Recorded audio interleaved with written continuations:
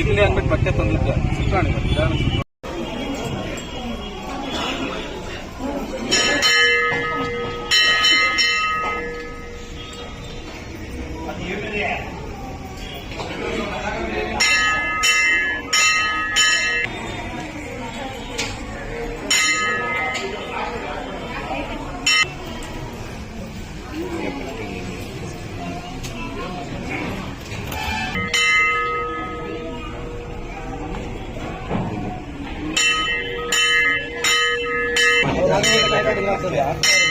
ಆಗ್ತಾ ಇರ್ಬೇಕು.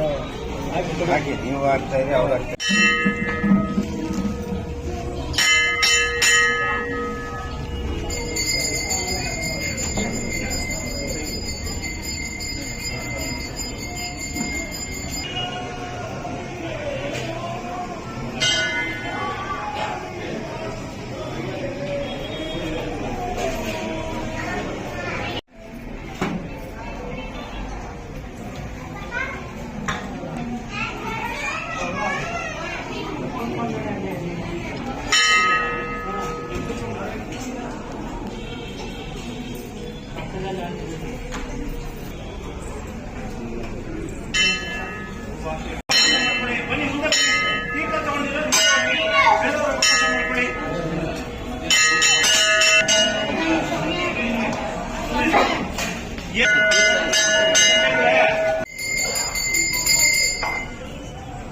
ತುಳಸಿ ಪಕ್ಕದಲ್ಲಿ ಹಾಕೊಂಡು ಹಾಕ್ಬಿಡಿ ತುಳಸಿನ.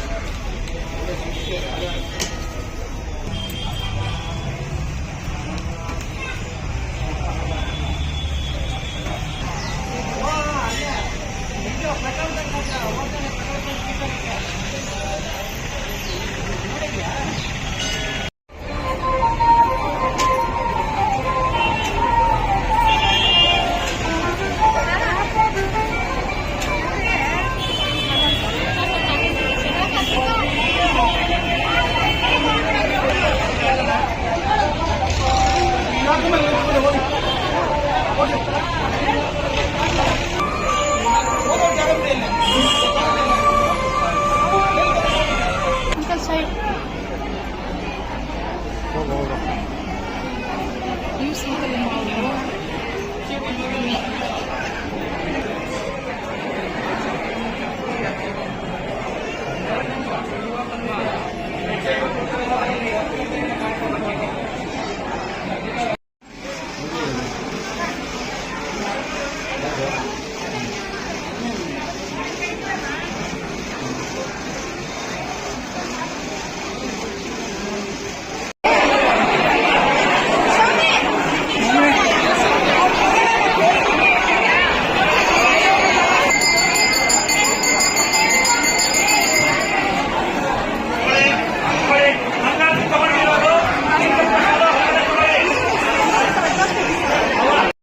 ಈ ದೇವಸ್ಥಾನದ ವಿಶೇಷ ಈ ದಿನ ಶನಿ ತ್ರಯೋದಶಿ.